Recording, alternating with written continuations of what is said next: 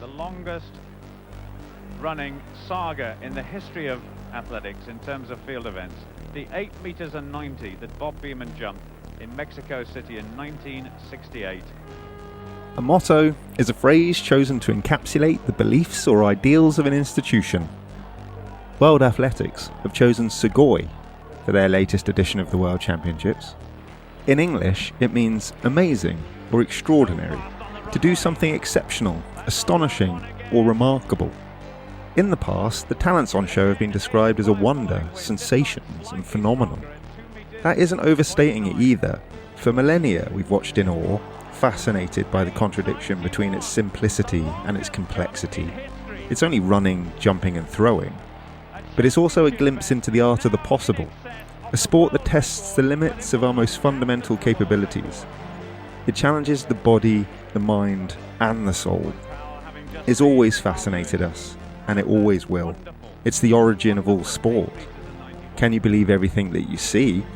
Well, sometimes it's scarcely believable even without the subterfuge, misdirection and posturing. Maybe that's all part of it though. You have to see it to believe it, and even then, you can't be sure. Maybe then the trick is to not overthink it. Just sit back and gaze in astonishment at the speed, the power and the agility, and just let yourself believe it's real, at least until you know it's not. Athletics is controversial. It does make you skeptical. It could make you cynical. But it's gripping, and it's engaging, and when it's on its best behaviour, there's nothing else like it. It will make you dream, feel things, and inspire you. So if for no other reason, we should give it a chance. The World Athletics Championships are starting, and this is the Sporting Almanac Podcast. Beamon's figures have disappeared off the record books forever.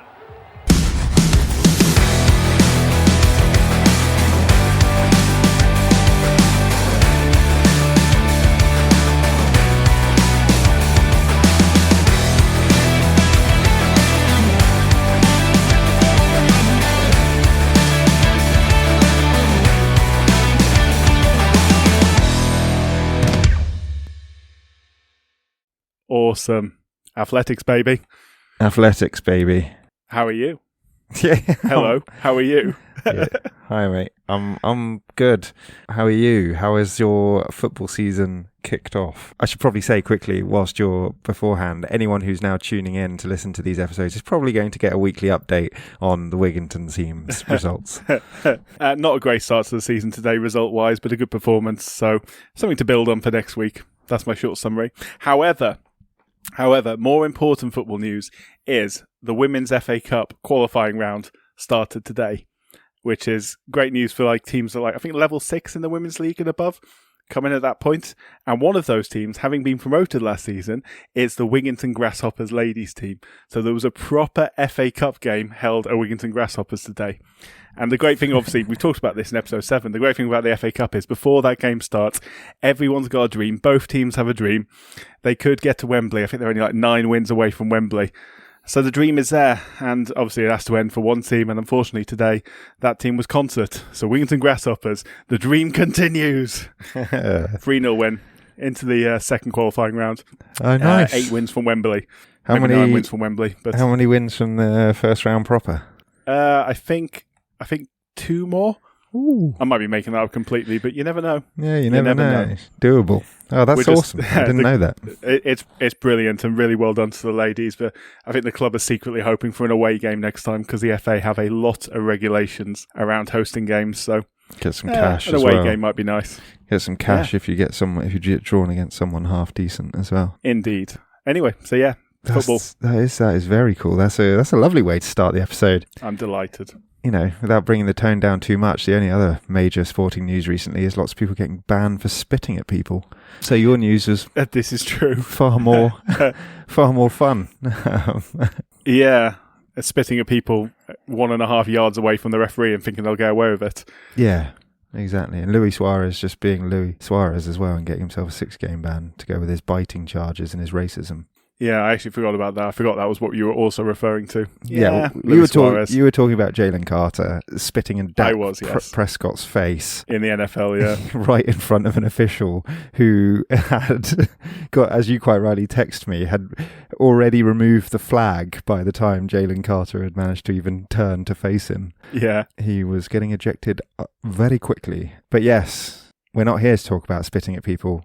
We are here to talk about the romantic elements of sport, which you've already touched on, but we are going to focus for the first time on athletics. Yes, yeah, the World Athletics Championship starting end of this week. Yeah, 13th. This weekend. Yeah, 13th to the 21st of September. So Saturday for a week, plus 1 day. Japan National Stadium, Tokyo. Yeah, should be fun. Second time it's been hosted in Tokyo, I believe. It is. Yeah, after 1991. Indeed. Which there may be a mention of. There will be a mention of that. Yeah, alongside the Olympic Games, it is the highest level of senior international athletics, basically. Track and field, your classic, your staple sporting diet.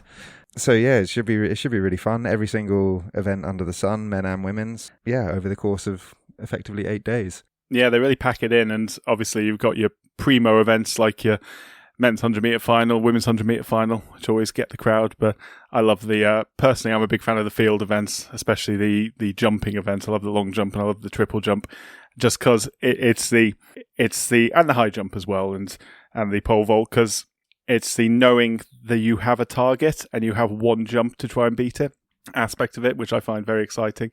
And it's a very contained moment. And it leads to either sort of this peak of joy or peak of disappointment immediately afterwards.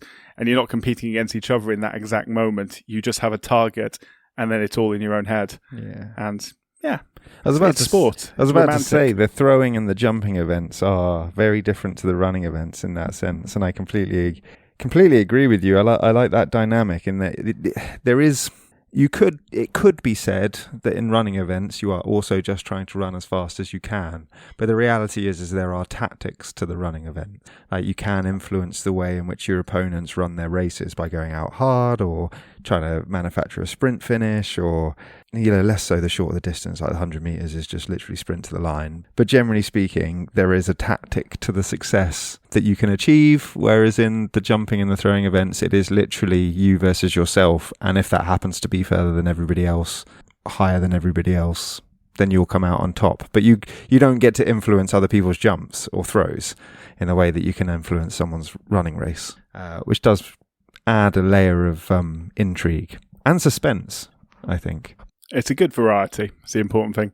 And yeah, so I've got a bit of the history of where it came from, and I know you've got a bit of the history of the best moments within the World Championship history. So I just want to wax lyrical about some unreal things. But yeah, let's build our way into it. Like, we might as well explain, like we often do, where these things have come from, because that sets the tone and the context for what comes after.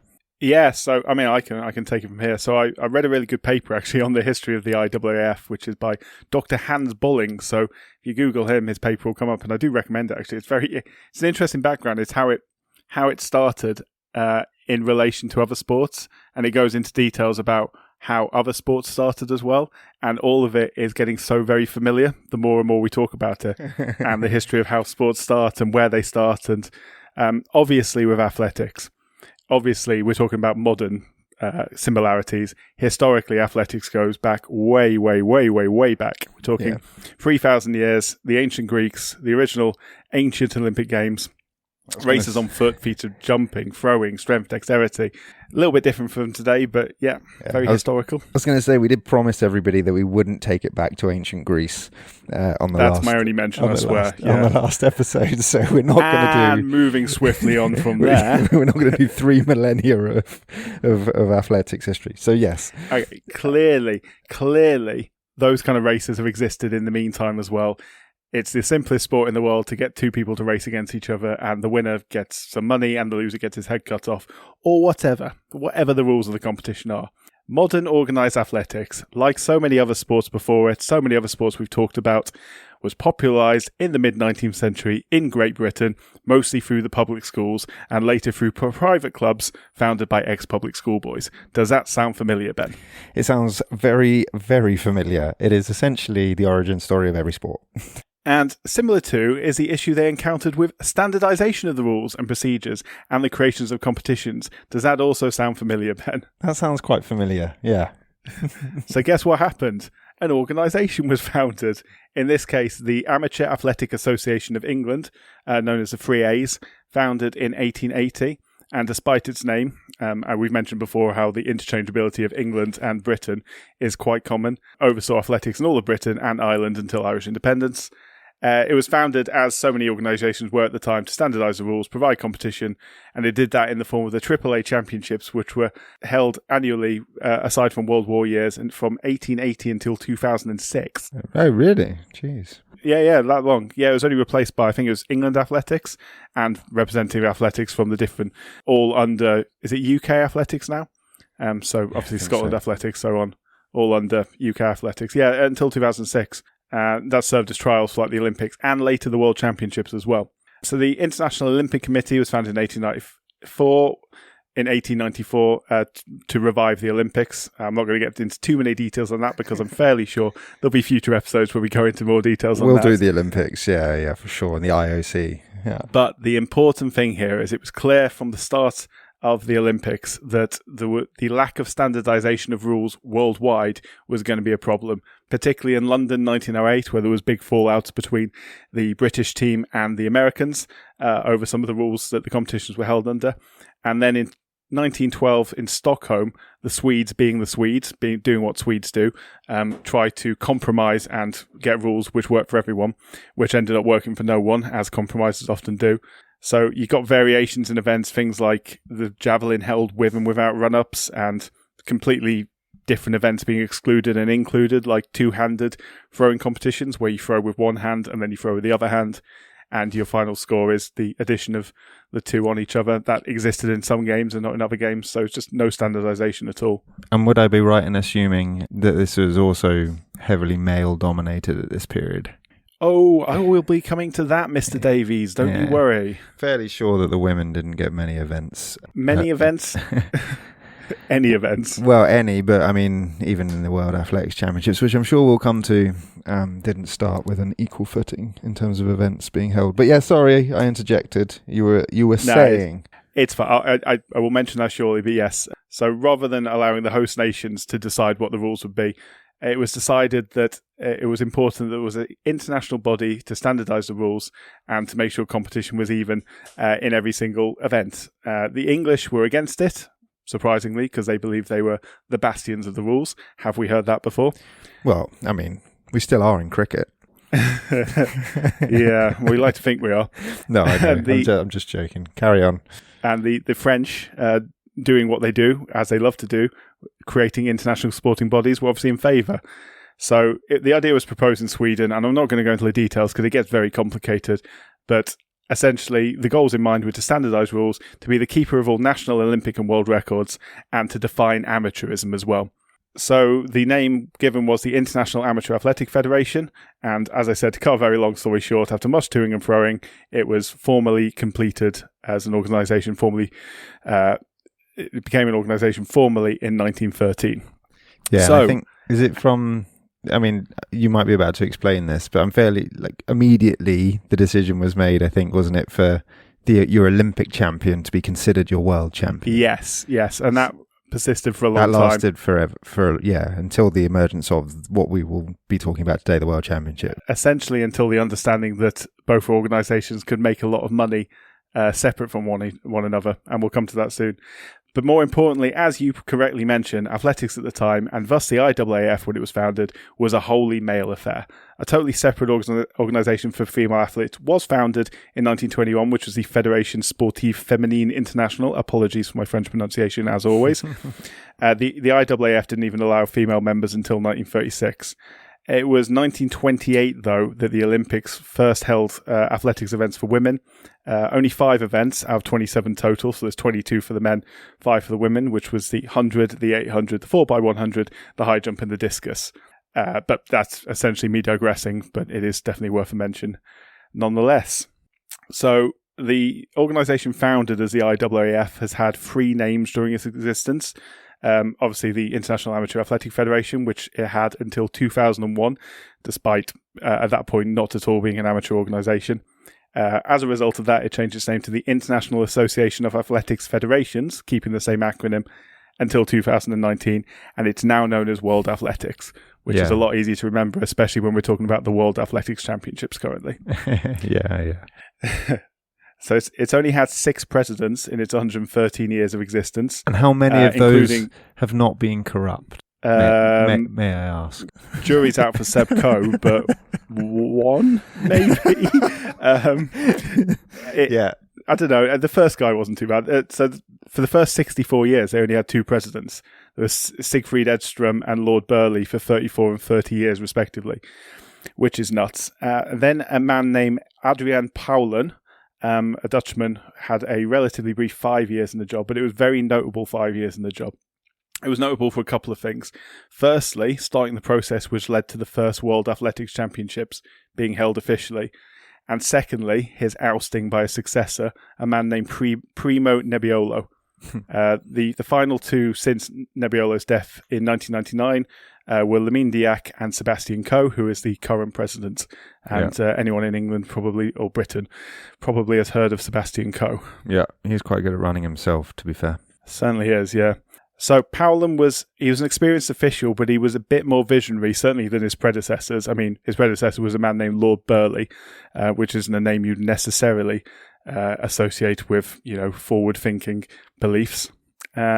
He looked to break the hold that the Olympics held over athletics, and he also saw an opportunity, as I mentioned, to monetize what was a really popular sport, which gave fans another event to enjoy, but in addition, mutually beneficial, would line a few pockets as well. In addition to that, the Olympics had excluded some events, like the 50-kilometre race walk. So the first 2 unofficial World Championships were held in 76 and 80, and they were just the missing events that weren't held at the Olympics. It was held immediately after the Olympics, basically putting these events in, so these would have a world champion. Wasn't it the men's 50 was the 50-kilometre walk was dropped from the Montreal Games, and that's what prompted the creation of what was effectively a men's 50-kilometre walk world championships. It was 76 was literally just the 50-kilometre walk. It was just because, as you mentioned, the Olympics were considered the world champion was crowned in those events. So you didn't have an event. You didn't have a world champion. So that was the original idea. But they also soon realised that they were able to put these events on, and B, they could potentially start making a lot of money for them, because the 1970s and 1980s saw a ramping up of something new within sport, and that was corporate power and corporate investment. So companies like Coca-Cola and McDonald's finding huge benefit in investing in these events. Another one of the brands in question was Adidas, which was run by a man named Horst Dassler, who's the son of Adi Dassler, who, as you can imagine, was Adidas's founder. So Paulsen, he saw more potential. He saw potential for a highly profitable regular world championship with these sort of sponsors, which were becoming common in sport. But this plan for progress also turned out to be his downfall, because Dassler himself, he wanted more power and influence within the IAAF, and he didn't see Paulen as the man to do it. So Dassler put a plan into action, delaying the IAAF presidential election, buying support for his candidate, which was Primo Nebbiolo, discouraging other candidates from running, and finally convincing Paulen himself to bow out, allowing Nebbiolo to run unopposed in 1981. So Nebbiolo became the president of the IAAF in 1981, and Nebbiolo was a very interesting, shall we say, man, a very controversial man. He changed the way athletics was run in many ways. When the World Athletics Championships begun in 1983, it had already attracted some corporate sponsors, but by 1995 he'd attracted about, I think it had 13 major sponsors attached to it, and was making millions and millions of dollars as a result. He also ushered in the end of amateurism in athletics, already a questionable thing because top athletes were already being paid huge quote-unquote expenses to compete in events by organisers in order to attract crowds. We know how sport works by now. So from 1982, rules began to be eased, allowing full professionalism to become the norm. when athletes competed in the 1997 World Championships, they were paid for the first time for their results. Prior to that, they received some cars and benefits like that, but officially from 97, they were paid. And, that's interesting. I didn't realise that prize money was such a recent addition. That's very... It is. I mean, they were paid expenses anyway. It's very, very rugby. That's very rugby union. But yeah. Yeah. Yeah, so they dropped the amateur from their name in 2001, as I mentioned. So that was it. So the next thing that Nebbiolo was notable for was Powlin himself had begun to ramp up anti-doping efforts with the beginnings of steroid use in the 1970s. Here we go. Nebbiolo had a bit more of a lax attitude towards this, shall we say. Officially, strategies were put in place to test more athletes, but Nebbiolo behind the scenes, he was known for protecting athletes and the spectacle over fairness. See the Tour de France. Yeah, I mean, very, very similar in very many ways. There were suspicions of cover-ups, improvements in performance of individuals beyond what should be humanly possible, shall we say. Yep. And he was accused of favouring athletes from countries whose support he needed in elections or upcoming IAAF votes, or his own home country of Italy as well. There was a couple of incidents of downright cheating, favouring his countrymen, with a notable event being 1987 World Championships, which were held in Rome, when an Italian, Giovanni Evangelisti, made his final jump. He left the sand looking completely dejected, only for the measurement to hand him the bronze medal. Journalists who observed it basically said, there ain't no way he jumped anywhere near the bronze medal mark, and they quickly wiped away the sand, and officials who were later interviewed basically said, we were told under no circumstances does Evangelisti not get a medal.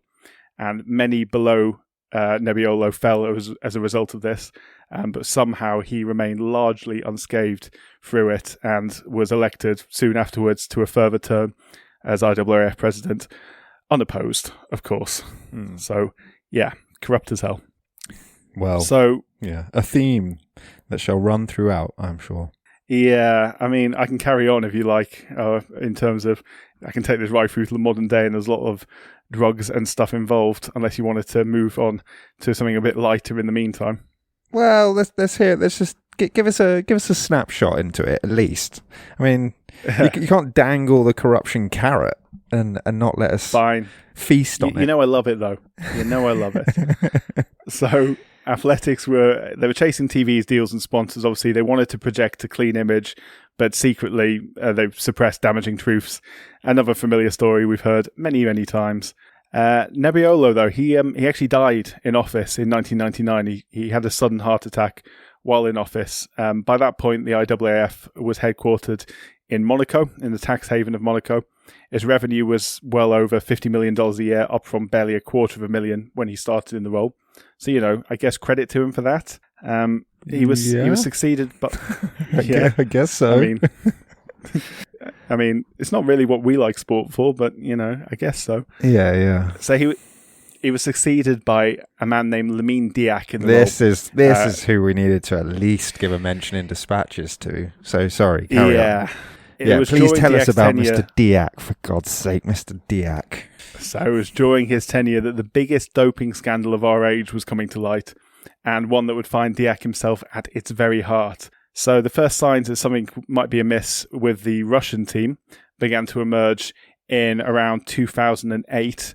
7 Russian women athletes, including long-distance runners Tatiana Tomashova and Olga Yegorova, were suspended for manipulating urine samples, receiving 2-year drug bans. Further warnings came out with biological passport discrepancies before the 2012 London Olympics. Another long-distance runner, Inga Abitova, receiving a ban, and the first whispers of whistleblowers as well from within the system were coming to light. After London 2012, multiple Russian long-distance runners received sanctions retrospectively based on tests taken during the event. So the scandal truly exploded in late 2014 with 2 major whistleblowing sources.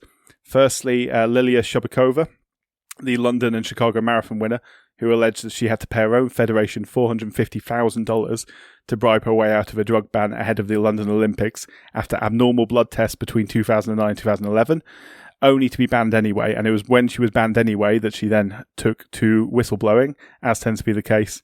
Her testimony implicated Valentin Balaknichev, the president of the Russian Athletics Federation, and more importantly, he was IAAF treasurer as well, implicated him in the transaction. Secondly, and one of the most incredible stories in sport I've ever heard in my life, and is one I strongly recommend you go and look into if you've not heard of it, the story of Yulia Rusanova, now Yulia Stepanova, and her husband Vitaly Stepanov. So Yulia was an 800-meter runner of an international standard, although not considered that likely a medal prospect. And Vitaly was an official working through RUSADA, the Russian anti-doping organization.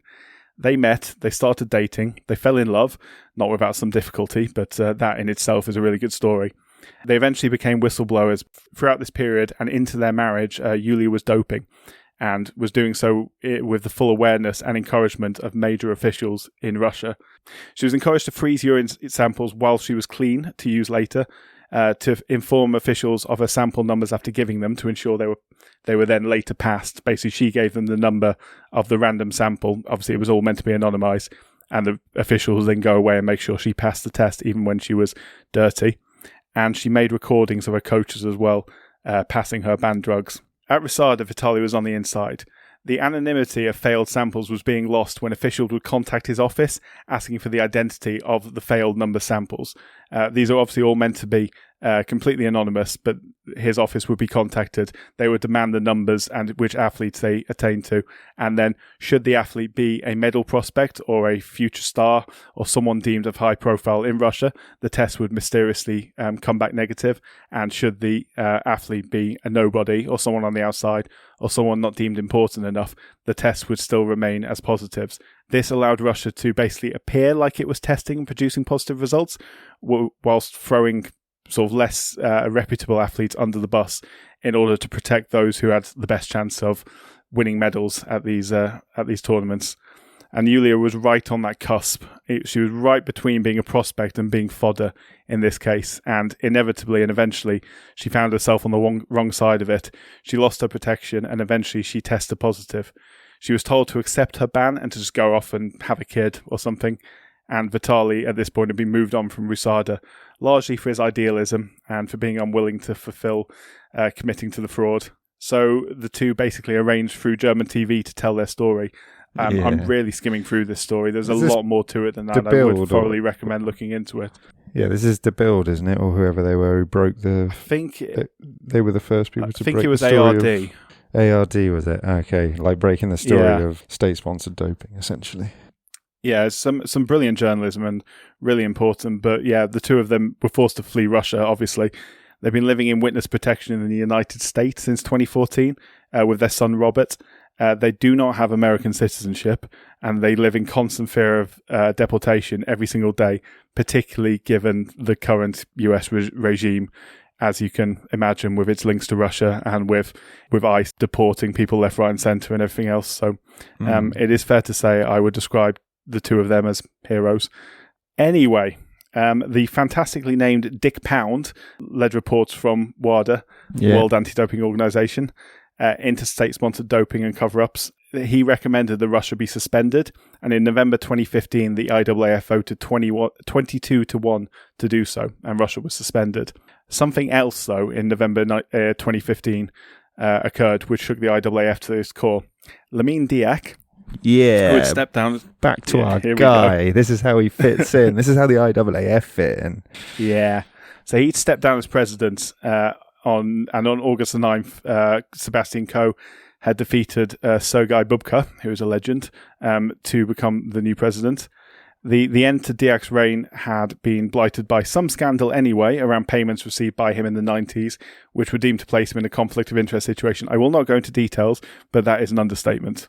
By November 2015, though, Diac and several other top IAAF officials were arrested in France under allegations he solicited and received Russian money to either delay or bury positive tests, letting dope athletes compete and protecting the apparent integrity of certain events, particularly the 2013 World Championships in Moscow, Russia. So this ramped up before those World Championships. There was payments going back and forth. In 2015, there was leaked correspondence showing that IAAF communications chief Nick Davies discussed delaying the publication of Russian positives until after the World Championships, basically solely in order to protect the PR of Russia, which is a mad situation. And a second WADA report in 2016 laid out bare the money trail, basically how Russian officials and intermediaries had paid nearly €3.5 million to delay sanctions and to sweep positives under the rug, identifying a man named Habib Sisay, who was DIAC's legal advisor, as facilitating delays with and increasing processing time as well. So basically it all came to light. French prosecutors took it all on, and in September 2020, Paris courts convicted Lamine Diac of corruption for accepting bribes to hide Russian positives. He received a prison term, part suspended, and a heavy fine. His son was convicted in absentia as well, receiving a 5-year sentence and a €1 million fine. Former IAAF anti-doping head Gabriel Dole and legal advisor, as I mentioned, Habib Sisay, were also convicted, and judicial confirmation this was that the IAAF under DIAC facilitated and monetized Russian cover-ups during the 2011 to 2014 window, which I think is about as big a scandal as you can possibly imagine in sport, and that is where I'm going to end my story of the IAAF and give you all the background. We'll do a proper episode on doping, I think, in athletics and or the Olympics, because it is really interesting. I think Russia in particular, that particular Russian story and the people behind it, and I even mentioned Grigory Rodchenkov in all that. The guy who is the head of the lab. Incredible figure. Yeah. Icarus, if people haven't seen it, we'll tell you a little bit about do him. Watch Icarus. But now that you've besmirched the entire episode, I did try and do it at the end, and reputation. I did tell you to get something positive in. No, I'm going to drag us back up from the depths of this doping scandal, but it's probably also worth saying, whilst we're on the doping, it hasn't always just been the Russians. I mean, everyone's been at it. Loads of Americans got done in the Balco scandal. You had East Germany before that in the 80s when the World Championships really came to fruition. There's a lot you can do. You can't really talk athletics and not talk doping. It's like willful blindness if you don't go down that route and at least acknowledge that the sport is tainted. And, well, as we say in the intro, it's enough to make you skeptical, if not cynical. So you definitely need to go into this sport with your eyes open. But that's not to say it's all negative. I mean, the only thing I'd add to your history, to be honest with you, mate, is just the particulars of how it came to be what it is now, before we talk about some cool stuff. You mentioned the first event being Malmo, Sweden, the men's 50. There was another, a second edition in 1980 in Sittard in the Netherlands, which only had it was also very similar to the 76 edition in that it only had a handful of events, mainly ones that didn't have weren't on the Olympic program. In Moscow in 1980, so women's 400 meter hurdles and 3,000 meters, I think. But it was the 83 championship in Helsinki that was the inaugural World Championships as we know it, and it's from there. Yeah, it's considered the first. Yeah. Yeah, and it's from there that sort of everything built. And just to pay homage to the women, I think basically from 87 through to 2022, there was a new event added, not in every edition, but in most editions. So, for example, in 87, women's 10,000 meters and 10K walk were added. 93, women's triple jump. 95, women's 3,000 meters, replaced the 5,000 meters. 99, pole vault and hammer. Steeplechase in 2005. Are these all women's events? Yeah. They were either changed or added, but effectively, crazy. What this all means, and I know you know this, but what this all means is that it was originally a 4-year cycle, and in 91 it switched to a 2-year cycle. So you have a World Championships every 2 years, essentially, in order to ensure that there is a major championship 2 years between the Olympic Games. You either have an Olympics or a World Championships in 3 out of 4 years. Yes, essentially. Yes, exactly. So there's always a big athletics event going on. So what did I want to say about it? I guess. What did you want to say about it? I wanted to say that most people associate the Olympic Games with like the really special moment in athletics. And whilst I would say as a general rule that is true, some of the sport's most iconic moments and greatest achievements have come out of the Athletics World Championships. And in fact, I would say arguably the majority of the most iconic sporting achievements in athletics have come out of the World Championships. And I wanted to talk to you about some of them because Please they're fun. do. And some of them you will remember from our childhood. And I just want your emotional reaction to it, Jack. I think I know one in particular you're going to talk about from our childhood, but you go on. Yeah, okay, so look, there's 36 world records that have been set or equalled at the competition. 18 by men, 15 by women, and 3 in the mixed relay. And if you were going to pick a world championship in which to see world records, then I would have strongly recommended, with the benefit of hindsight, that you got yourself to Stuttgart in 1993, where you would have seen 5 world records. Which means it means something to the British at least, because Sally Gunnell broke the women's 400-metre hurdle record there, and Colin Jackson, who was a bit of an icon, broke the men's 110-metre hurdles at that World Championships. Legend.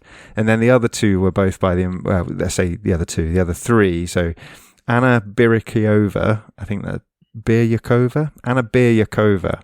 You're not going to pronounce any of these names worse than any of the Russian names I tried to pronounce before, so don't worry about it. She won the women's triple jump anyway, broke the world record 15:09, and then the Americans' men's relay teams 4x1 and 4x400 both broke the record. But whilst there were 5 world records in Stuttgart, it's 2 years earlier where some of the best stories that have ever taken place. And one in particular happened. It's one of the best sporting moments I think in history, and I'll let you tell it. But I adore this. Well, I'm going to start this just because of the history it was based on.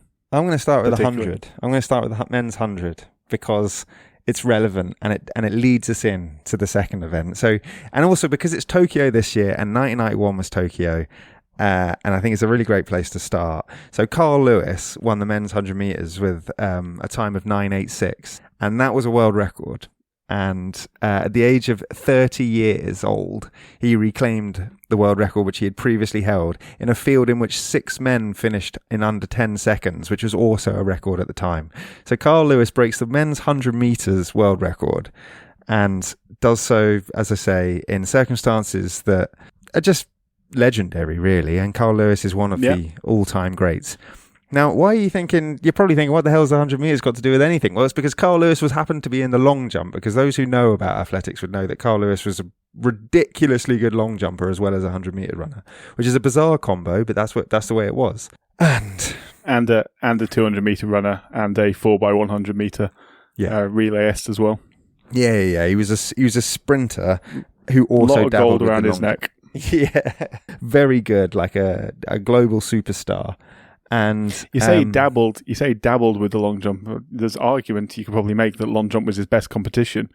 He won 4 consecutive Olympic golds in the long jump. Possibly the greatest long jumper of all time. In fact, what am I saying possibly for? He is the greatest long jumper of all time in terms of competition. He doesn't hold the world record though, because and why is that, Ben? Because he was defeated in possibly the greatest competition that's ever been seen in any sport. If you were talking about suspense and history as well. Well, history, but I mean, in terms of standard, like the standard of this competition was so high, it's like insane. But yeah, he was up against, I'll put this into context then. He's up against Mike Powell, and Mike Powell was the silver medalist from the long jump in the 88 games. And he was also the top ranked long jumper in 1990. But Lewis had come into that long jump competition, having not lost in a decade in the long jump. He had won 65 consecutive meets, which he had competed in. And whilst Powell had been unable to defeat Lewis, he had sometimes put in jumps sort of in the world record territory, only to see them ruled as fouls. So really, this show was just all about these two dudes. And who was going to come out on top. Was it going to be the guy that just always happens to win, or was it going to be like the pretender who was always challenging him, who had the ability to go further but never quite nailed that jump? And so Powell was jumping first and fouled. So a pretty underwhelming start to this competition.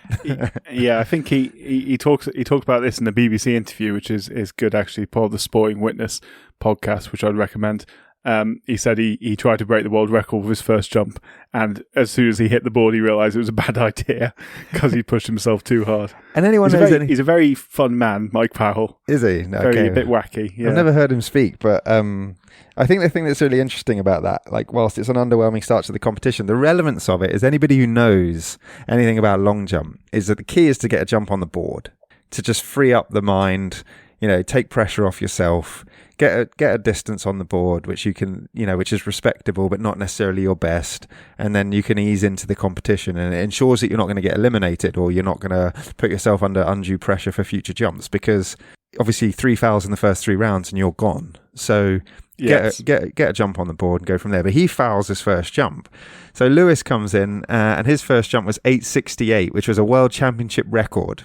And a mark only bested by 3 others beside himself ever.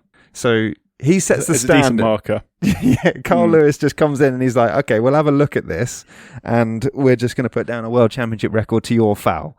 So, Mr. Powell is under pressure. Second jump for Powell, 8.54, claims second place. We're cooking. Yeah. Now we've got our 2 best decent guys. Decent banker, yeah. Yeah. Lewis's second jump, pretty unnoteworthy. Similarly, Powell's third. And then Lewis goes and jumps with his third jump, 8.83, wind aided, a mark that would have won all but 2 long jump competitions in history at the time.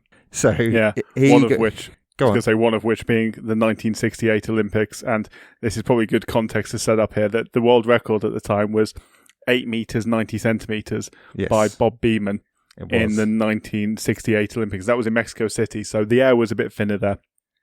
So it is a little bit easy to jump, but nevertheless, incredible jump, incredible athlete. And that was considered one of the hardest world records to beat in athletics. Obviously, it stood for 23 years at this point, and no one had got, people had got close, as you mentioned.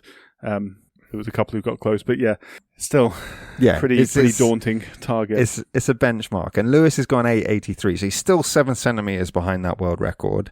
And going into the second half of the competition, so the start of the second half of the competition was Mike Powell's 4th jump, and it was a huge foul.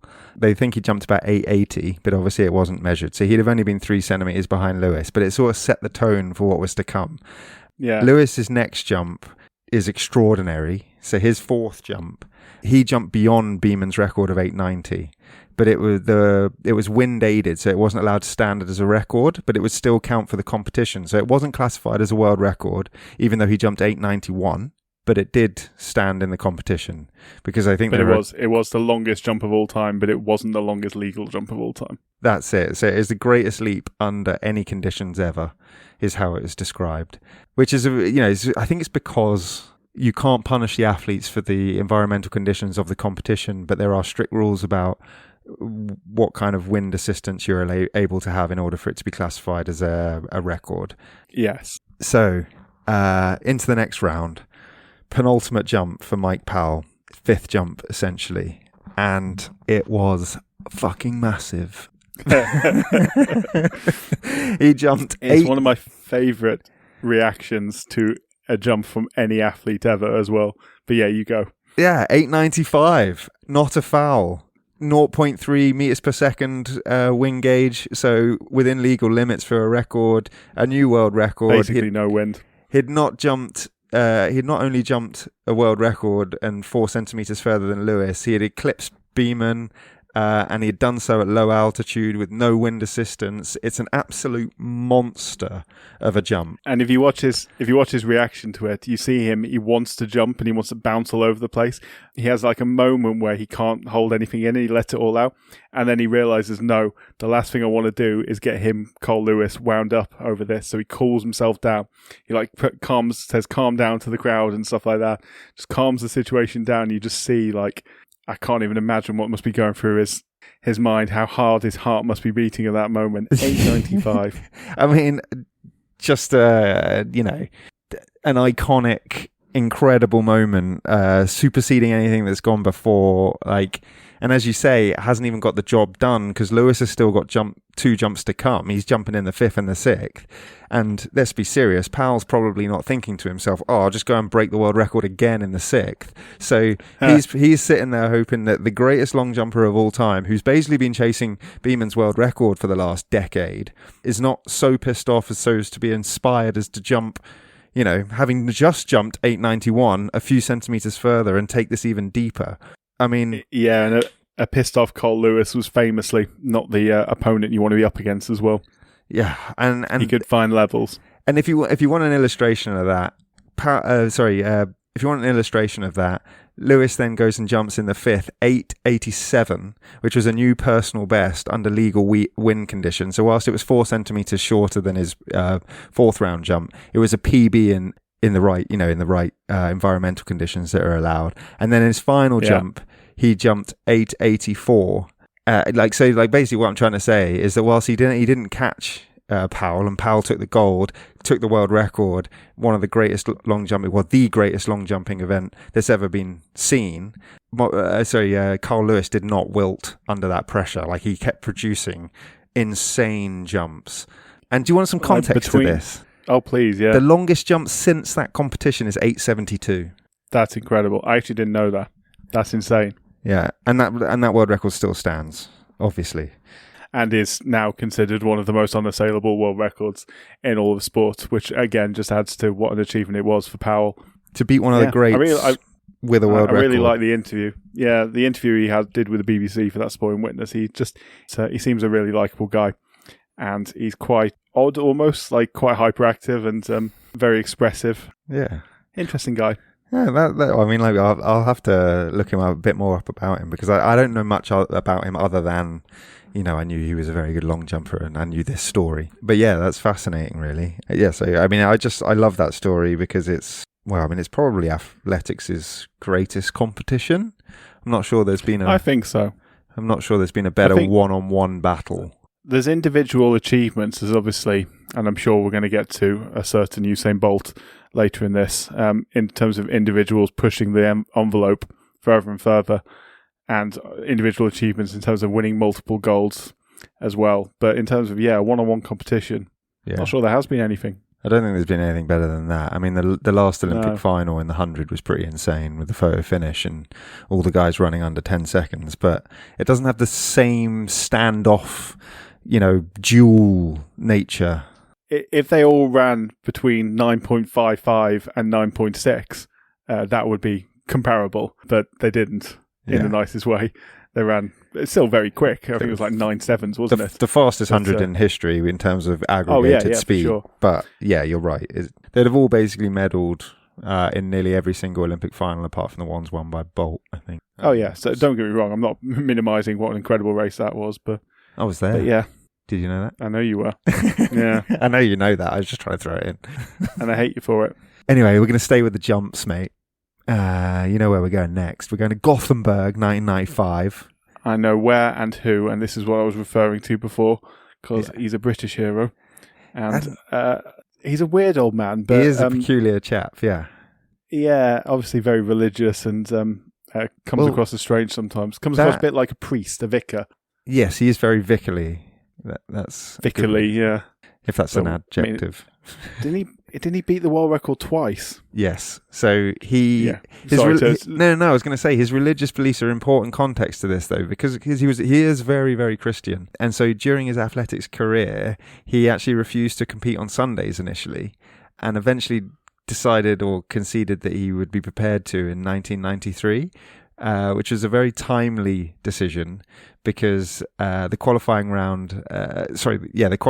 for that year's World Championships took place on a Sunday, and he went on to those World Championships in '93 and won the bronze medal.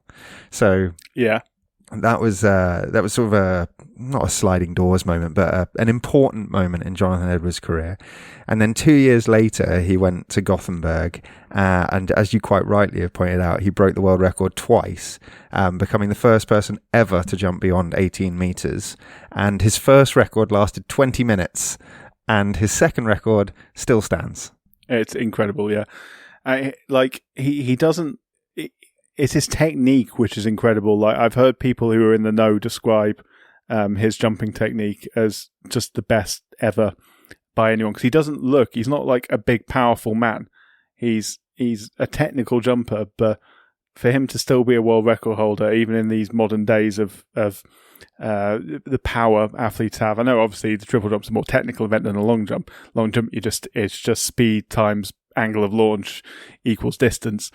Triple jump's obviously more technical, but for it still to stand sort of 30 years later with the amount of advancements in nutrition and training and everything like that since, it's just testament to just how good a technician he is. And very memorable that from my childhood. Because what were we, about 7 at that point? Yeah, very the impressionable. first time we were really watching sport. Yes, indeed. And it's always on free to air in the UK, so everyone will have seen it.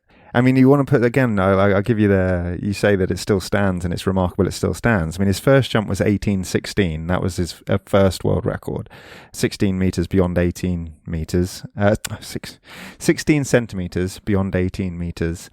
So, a massive jump in the context of the period, given that he was the first person to go over 18 metres. His second jump was 18.29, which is huge. And then only 2 guys have jumped beyond 18.16 since. Yeah. And only 7 have gone past 18 metres in history. And nobody it's incredible. Caught his 18.29. So, Jonathan Edwards, pay homage. I've got 2 more stories I want to tell you, if you'll indulge me. Always. What are we here for if it's not our own self-indulgence, Ben? If anyone else happens to be interested, that's fine, but that's very much a secondary concern. Hope you're enjoying it, guys. We certainly are. Yeah, there's a lot of truth to that. Michael Johnson, peculiar style, currently in the headlines for all the wrong reasons. Yeah, like in the headlines for the wrong reasons currently. He set up a venture for something akin to the Diamond League. It's run into financial difficulty. People aren't being paid. It's all a bit controversial. I'm not sure that it's anything other than bad business, but that's not what I want to talk about him for. The reason I want to talk about him is because Michael Johnson is one of the all-time greats. Peculiar running style. He was, again, this will be, 96 and 2000, and possibly before that, but that was sort of the end of his career. The first Olympics, obviously, we remember, I would imagine. I'd be impressed if you remember 92, but 96 and 2000. He's just Atlanta. He's just so, such a unusual running style, such an obvious thing, and then just to be so good at 2 events as well. And there's not that many athletes who can do the 200 and the 400. You tend to get 100-meter runners who are double up as 200-meter runners, like Usain Bolt. You don't tend to get 400-meter runners who double up as 200-meter runners, which of course he did in Atlanta 96, which I'm sure you're about to tell me. Well, and the World Championships, I think you're probably going to tell me about more. I'm going to tell you the World Championships. He has incredible records. You're right about Atlanta 96. He was like the poster boy in the same way that Kathy Freeman was for Sydney in 2000. Ironically, the same event. He wore golden spikes, which is, one of the lasting images from the Atlanta Games. They're really cool. But I was going to mention Seville 1999 because I think it's sort of a testament to Johnson the competitor and Johnson, the GOAT, in that he was plagued by injury going into 1999. He'd had 2 injury scares. He'd been limited to just 4 races before the World Championships. And basically, at the time, were it not for a IAAF policy established only 2 years prior to that allowed automatic entry for the defending champions, he wouldn't have even been going to Seville 1999, because anybody who knows anything about the Americans know that they're utterly ruthless when it comes to their selection policy. And if you don't go to the US trials, then you don't go. And if you go to the US trials and you don't finish in the top 4, you don't go. It doesn't matter who you are. and Johnson missed the US trials due to his injury. So he wouldn't have been going to Seville 1999 if it was left up to the US team. He was only going because he was the defending champion from 1997. But Johnson being Johnson, progressed through the rounds, got stronger and stronger, and then at the age of 31 years and 11 months, broke the world record, which had stood for 17 years. And his splits for that world record were 21.22 for the opening 200 and 21.96 for the closing 200 meters, giving a differential of 0.74 seconds. And that's your point about the difference between the 200 and the 400 meter runners. Like, 400 is a brutal event because it's somewhere between a sprint and middle distance, but everyone sprints it. And when you see people pulling away in the final straight of any race, but particularly in the 400 meters, very exaggerated.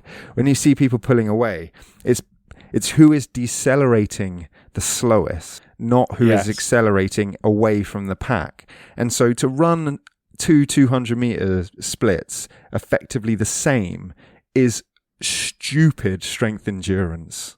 Like it power. Yeah. Be able to produce that much power for 43 seconds is astonishing, and an incredible testament to a ridiculously good athlete. And to have that power in the first place, which you need to be able to run the 200 meters fast, and then to be able to sustain it for the 400 meters. I don't think there's been an athlete like him in history. I can't think of anyone who does the 200 and 400 nowadays. There might be odd examples, but certainly no one who's competing. 400 meter runners tend to be, that is the only event they do other than the relay. They'll do the 400 and 4x400 relay, and that's it. 200 meter obviously overlaps with the 100 meters because it's just sustaining incredible power for a bit longer. But Johnson's an oddity in that respect, and very memorable from my childhood, and obviously became a pundit as well with BBC Olympic and World Championship coverage since then as well. He's a bit like Gary Lineker, I guess, from our athletics punditry sort of experience, like there'll be people that only know him as a pundit because he's always on the BBC for major athletics championships. But back in his day, he was the flagship guy for a period of time. Like, he was number one. He was the global superstar. And that sort of transitions us quite nicely to the next guy that we were going to chat about, who you've already preluded, which is Usain. But before we do, because I just want to move on from the World Championships generally onto Usain Bolt in the World Championships. World records continue to be broken at the World Championships, and that's why people should tune in and try and enjoy this World Championship. There's a lot of high-quality athletes going to this, some of whom are chasing world records potentially, including our own Keely Hodgkinson, who may well have a look at the women's 800-meter world record. She'll certainly be going for her first world title, having picked up silvers in the past, but she's the current reigning Olympic champ, and she's going for the world title. But Sydney McLaughlin is also going to be going. She's a women's 400 meter hurdler. She absolutely destroyed her own world record at the last World Championships, became the first woman to run under 51 seconds. And then another person who people might want to look out for is Armand Duplantis, who is the Swedish men's pole vaulter, who basically just breaks the world record for fun.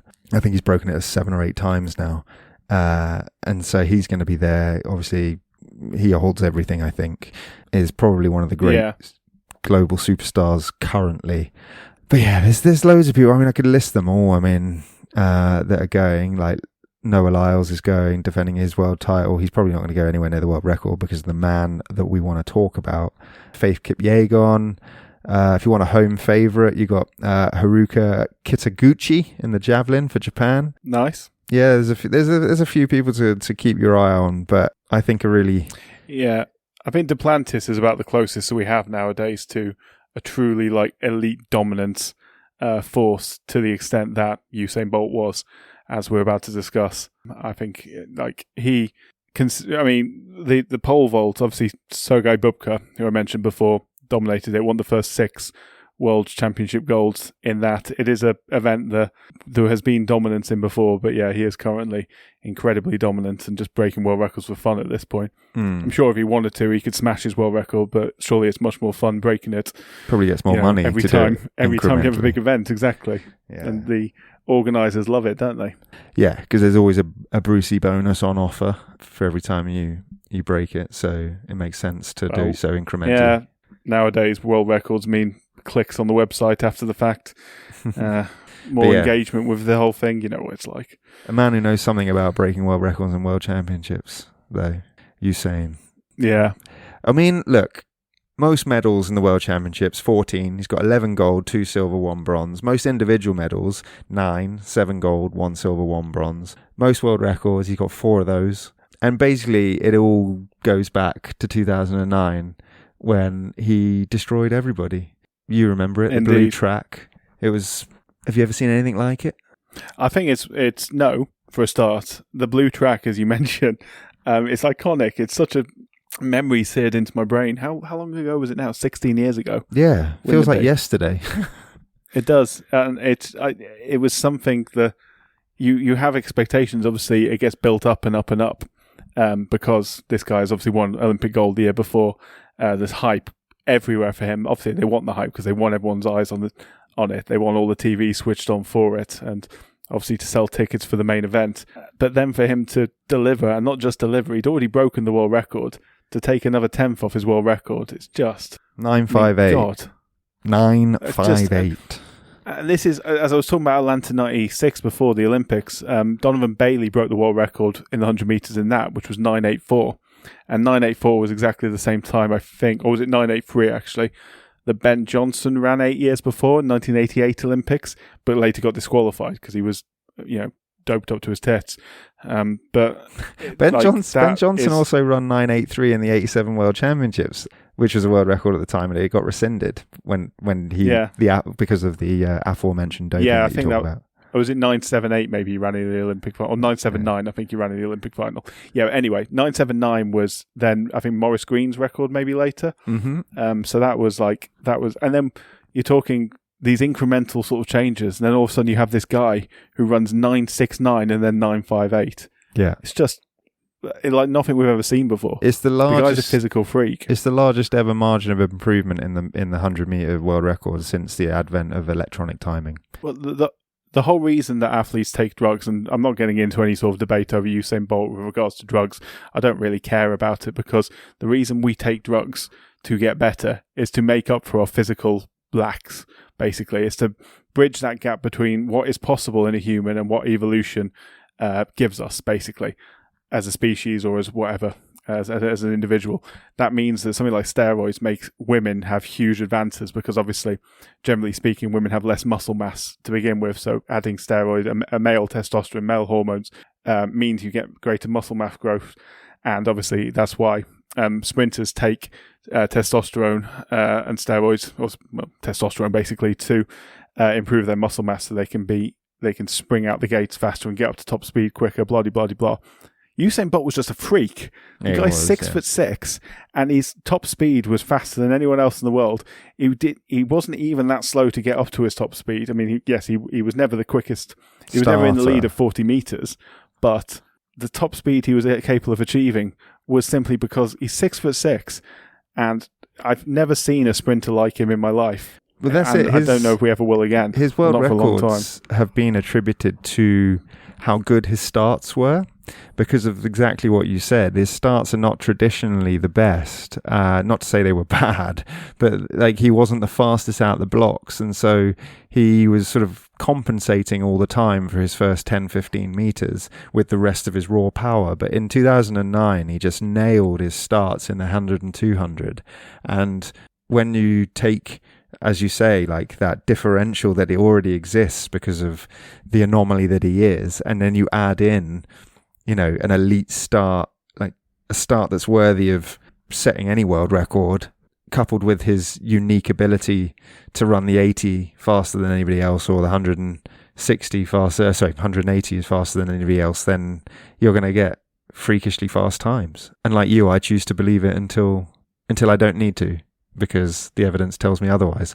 Well, I mean, I don't know if it's still the case. I think it was 8 years or 10 years that samples are retained for, but if he was cheating, and I've got no reason to believe he was, and I don't want to believe he was, if he was cheating, we're out of the window nearly, possibly already, but possibly nearly where he could get caught retrospectively anyway. So I would have thought some would have we've just Armstronged got him to. by now as well because of how dominant he was. You know, like if somebody knew something that was disadvantaged by his dominance, then they would have probably sold out by now. So Indeed. I choose to believe that he saved athletics, not just once, but twice. Again, he beat Gatlin in 2013 and 15 in Moscow in the rain. There's no doubt about Gatlin. And Beijing. But yeah, look, his 2009 time, mate, like you said it, he's run, his top speed's faster than anyone's ever ran. He ran at 27.56 miles an hour in that 2009 final, which is the fastest speed a human has ever run at. His 60 meters was... That's a good boast, isn't it? Yeah, he's like...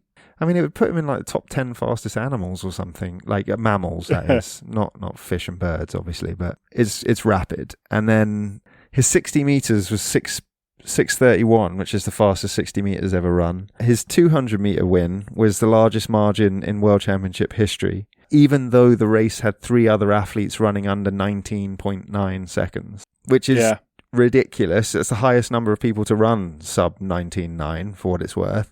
And it was run against a headwind of 0.3 meters per second, which I appreciate, as you said earlier, is effectively no wind. But officially, it was a headwind. Fastest bend, 150 meters ever run. The fastest straight line, 150 ever run, is also Usain Bolt, for what it's worth. But yeah, like just dicked everyone. Finally beaten by Gatlin and Christian Coleman in 2017 in London in the twilight of his career. I saw him pick up that bronze medal, actually, as well. I didn't see him. Yeah. I didn't see the 100. I saw the medal ceremony. But yeah, look, your goat, my goat, everyone's goat, unless they don't know what they're talking about. Absolutely. Yeah, I like his regular appearances and like Soccer Aid and stuff since as well. He's quite an entertaining footballer. He's an entertaining guy. He's charismatic. He is, yeah. He's exciting. He's a showman, and he's absurdly talented, and he's the best to ever do it. And his world records still stand. He's just like a marketer's dream. Obviously, he's like Nike's absolute Nike wet dream, isn't he? Because he's, as you say, he's such a likable guy, such a performative kind of guy, and so supremely talented and dominant in all eyes of the world. I don't think, I don't actually know this for a fact, but it would surprise me if more eyes have been on a TV for a sporting event outside of maybe a World Cup final than that 2009 100-meter final. Like, I've certainly never felt a buzz like her. Yeah, it's just every time he ran, man, like every major that he ran in. But I agree with you. Like, I'm not sure, but there's been a single performance that has captured an audience's imagination so globally as that 2009. Well, those 2009 performances, because there were more than one. Yeah, an icon. Indeed. One of the... And we're lucky to see it. Very. Like, it like breaks my heart a little bit that it's not still going on, you know? It's like one of those things where you have to appreciate it when it happens, like, because it won't last forever. Don't cry because it's over, smile because it happened. Yeah, that cliche, exactly. But talking of dominance, can I mention a couple of women before we close? Of course, yeah. I think I know one of them you're going to mention, but go ahead. Shirley-Ann Fraser-Price? That was definitely one of them you were going to mention, yeah. The Pocket Rocket. Most individual medals, 16 in total. She's got 8 individuals, that's 6 gold, 1 silver, 1 bronze. I love this stat. In 2013, she became the first woman to sweep the 100, 200 and 4x100 in the same World Championship. And in 2014, when she won the World Indoor, she became the first person to hold all titles simultaneously, all world titles. That's so absurd. Yeah, and then 2 of her individual golds in 2019 and 2017 came after she came back from giving birth to her son. And in 2022, age 35, she became the oldest sprinter ever to become world champion. And there is an absolutely wonderful video of her destroying all the other mums on Sports Day recently. You love to see it. Went viral for a reason, that did. Takes it so seriously. Jogging. Wins by about 50 metres. It's absolutely hilarious. I'd love to be the woman who came second. It's like, yeah, I got the silver. It's okay. Shirley-Ann got the gold. Yeah. Have a YouTube of that if you want to smile, because it is very funny. And the other woman I wanted to mention, do you want to have a guess at this one? Alison Felix. Yeah, Alison Felix. Yeah, of course it's Alison Felix. Just too much gold around her neck. Just the longevity of it. Like, absolutely insane. 20 medals, 14 gold, 3 silver, 3 bronze. Obviously, there's a heap of relays in there, but there's also the women's 200 metres, the women's 400 metres. She's a 3-time world individual champ, 2005, 2007 and 2009. That's the 200 metres. She's a 1-time 400 metre individual champ, 2015. And she's been going to world championships between 2005 and 2022. And she's now recently retired. But she is... And won a gold in both as well. Yeah, in the relays, yeah. I think there was only one world championship between 2005 and 2022 when she didn't win a gold. And I think that was 2013 Moscow. Yeah. So, yeah. She is... Crazy. I mean, those two women are like the best that have ever come out of the World Championships for 2 different reasons. Best of the best of the best, yeah. Yeah, you got Alison Felix because of her longevity and because of like her gluttonous appetite for medals. And then you got Shelley Ann for like the domination of her events and, you know, the remarkable achievement of going away, starting a family, coming back and still being the best that does it. Yeah, unreal. And Alison Felix as well won across 100, 200 and 400, albeit in the relay in the 100. Yeah. But it's pretty impressive. As we mentioned, those are very, very different sprinting events. And for her to both those women be as part of a team are small and slight. They're not like powerhouses or anything. I mean, Alison Felix is very slight. And Shelley Ann, well, she doesn't get her nickname the Pocket Rocket for no reason. No. Yeah, like she's tiny. She's 5 foot dead. Yeah. I mean, I don't know if there's anything else to say. Hopefully, I've excited people after our doom and gloom introduction to the murky world of sporting governance that particularly afflicts athletics. But I like to think we find a balance between us, Ben. I like to think I draw the misery out of the world, and you stick all the joy back in. So between us, we get the job done. Yeah, well, there's a lot to love about athletics, even if there's a lot to make you weep. And I think everyone should tune in and enjoy it and just embrace it for what it is, which is, you know... the best in the world. The best in the world, taking on the best in the world in the simplest form of sporting endeavour that there is. Who can get from point A to B fastest? Who can throw this thing the furthest? Who can jump the furthest? Who can go the highest? Like...